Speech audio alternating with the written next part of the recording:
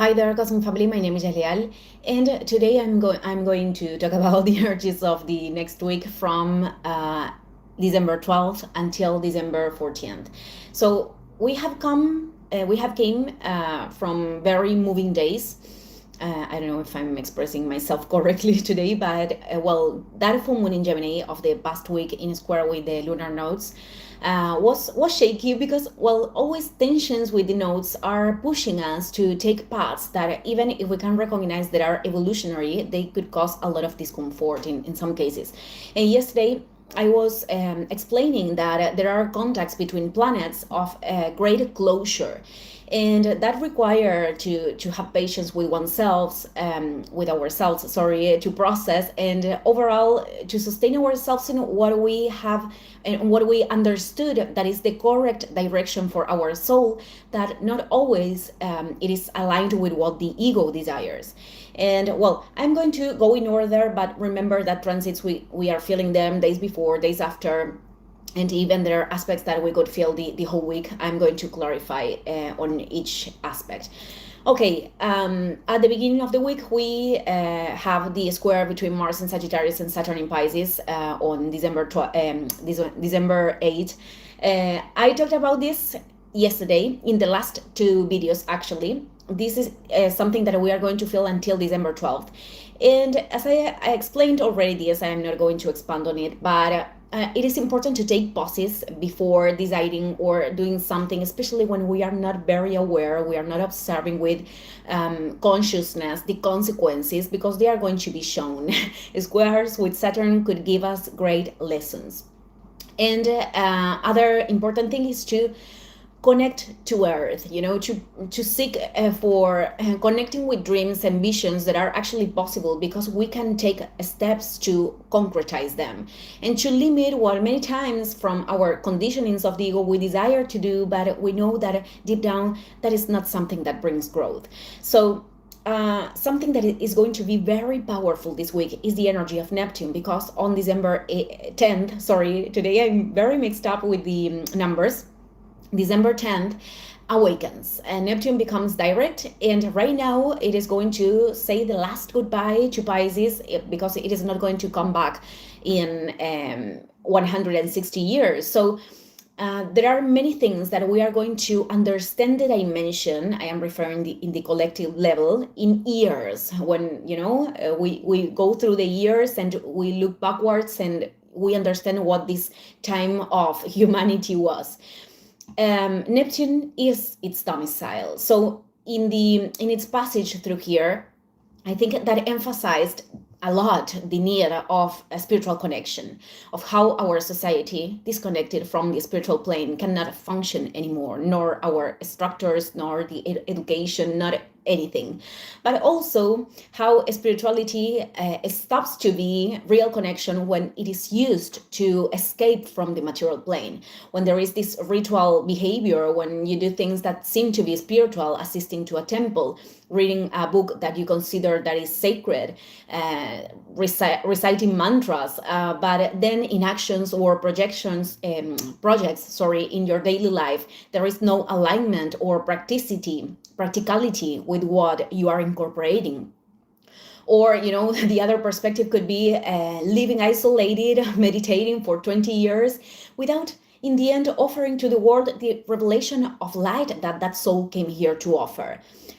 Or finding inner peace, but only in the absence of interaction with other people. I believe a lot in protecting our own energy. I do believe that there could be phases of isolation that could teach us a lot. But the thing is always the polarities, wanting to escape from ourselves through external experiences, or wanting to escape from what the external experiences can remove in ourselves, to not deal with that and not grow into that. Other teachings of Neptune here, I think, that respond to not idealizing like masters or gurus. All of us are here in a human experience.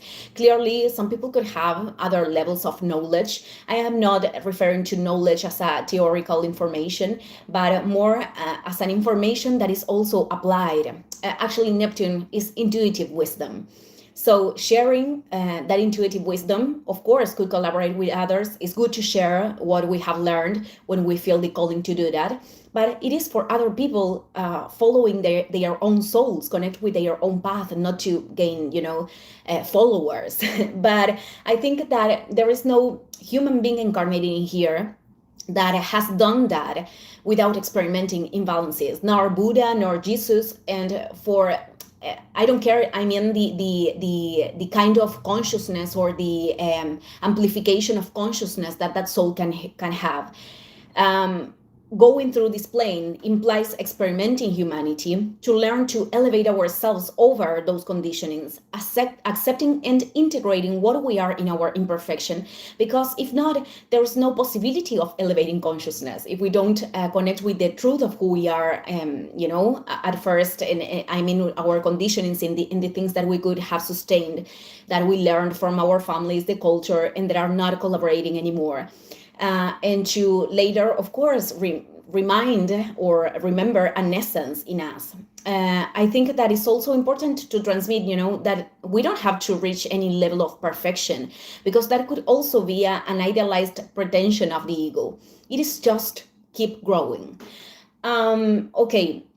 So other thing very linked with Neptune, it is that falling of veils could happen, self-deceit, these kind of things, deceits or disappointments that are coming to light in the collective and in the individual level. And well, it is going to be increased, this awakening of Neptune, because Mars is going to be in a square the whole week. If the aspects in shadow of Neptune are manifested, I want to remind you that it is not Neptune doing something to us. It is a phase where it is put in evidence what was already there.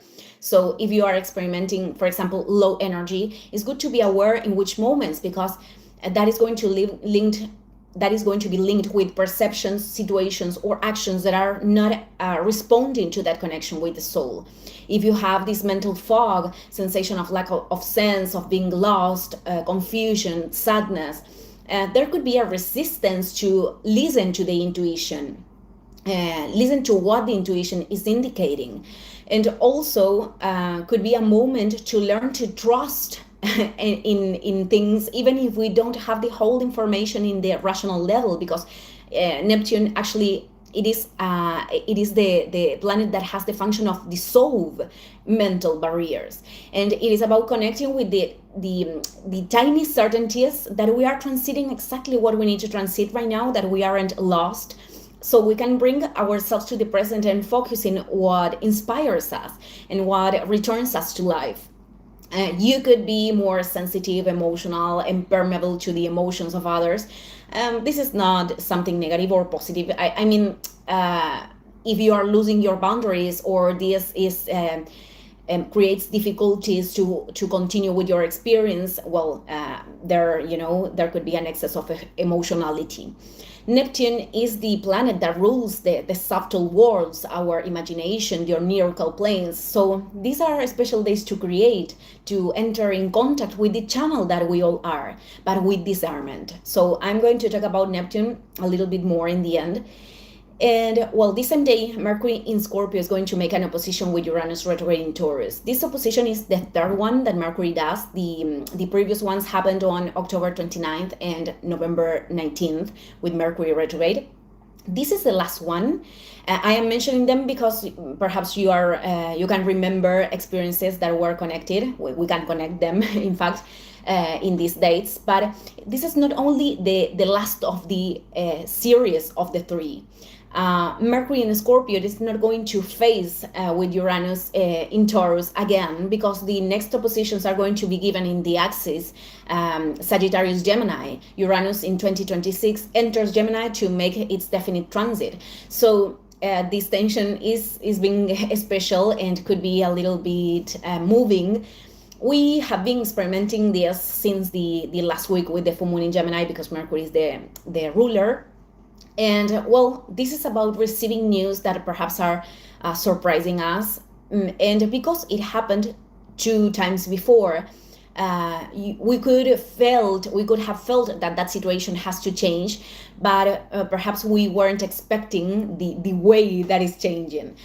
Could be also conversations or information that bring an awakening, a realization, realizing about something to free ourselves, to transform ourselves, information that is a little bit like dark, or I don't know the expression right now in English, could come to light, in terms of the collective.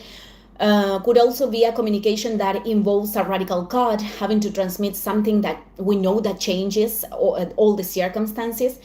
There is also a potential for solutions or creative ideas, but having to put that in practice could generate a little bit of resistance, because this means that we have to decide to make a change that is putting ourselves out from a familiar space, or a false stability that actually is a stagnation, or embracing an authenticity that, even if some people are not liking that or could project their own shadows.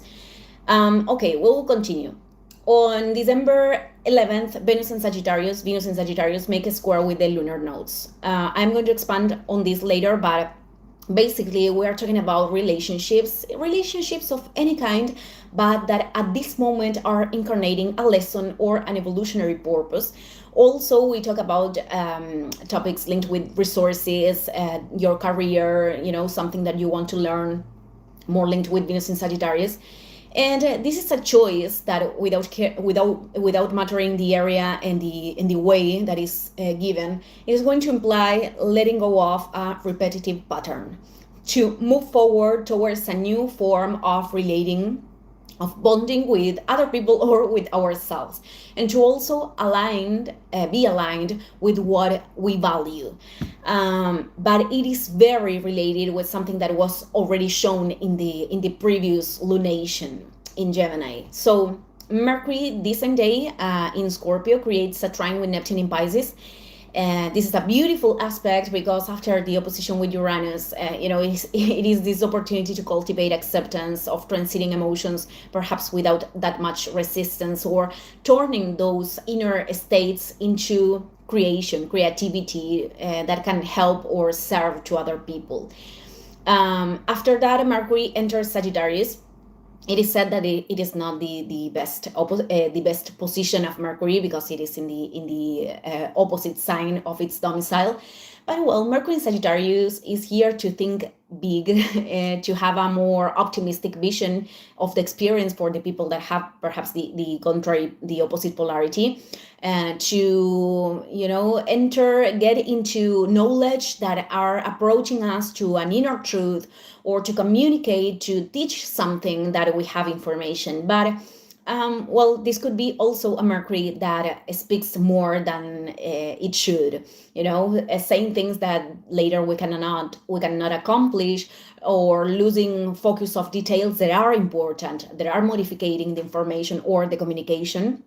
Fanatisms, ideas that are very linked with fanatism, and forms of honesty that are not always necessary.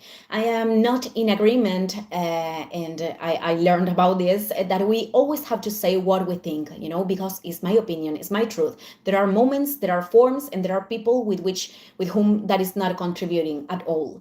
So December 13th, Mercury in Sagittarius perfects a sextile with Pluto in Aquarius. It is a good moment to to put projects on the outside, expand them on social media, for example, or connecting with people, with a community, to exchange ideas, or questioning things that we believed before, perhaps. Opening ourselves to revolutionary ideas. Okay, on December 14th, Mars in Sagittarius perfects the square with Neptune in Pisces. This is the most important aspect of the week. We feel it along the whole of the next days, because of the awakening of Neptune. And the greatest key of this tension is, perhaps it is the experience itself, or our inner state. That could be showing on one side, for a group of people, that perhaps there is an idealization, a fantasy of reality that is not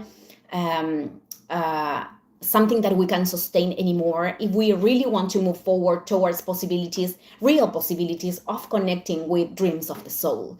So insisting on that, insisting in fanatisms or this kind of visions in which there is an optimism in denial of reality is the shadow of Sagittarius, and this could produce great disappointment. But in other polarity, some people could be feeling a little bit in existential crisis with their directions because they are not trusting in the purposes they are being called, because they are resisting their listening to their intuition.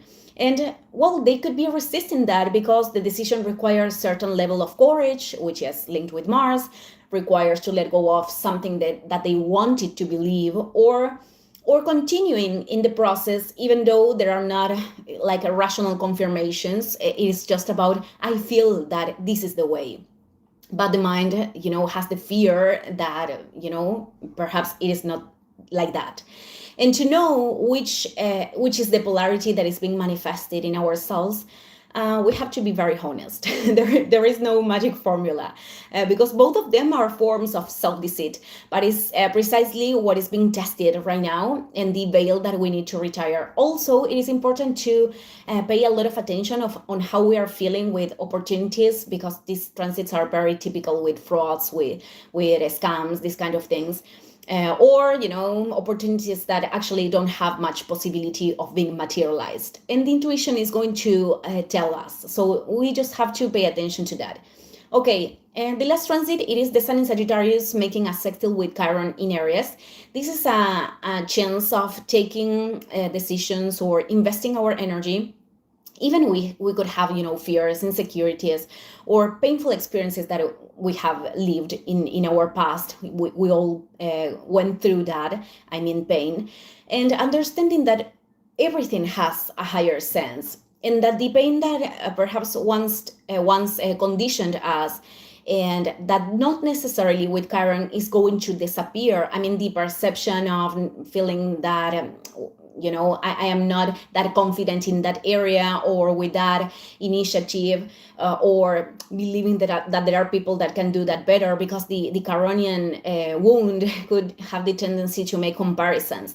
And of course, there will be always people that has more and less developed something in some area than oneself, and that is not turning you into something, into someone inferior or superior, just different. So that what the difficulties that you have gone through, from those experiences we can extract like a talent or a gift that we can share to others, because the Sun in Sagittarius has this quality of of master, and to teach how to transcend certain challenges, or investing our vital force, which is the Sun, in what has sense for our soul, even if we still feel that insecurity, or we still feel the pain. I'm going to end this video here today. Thank you, everyone. See you in the next one. Ciao, ciao.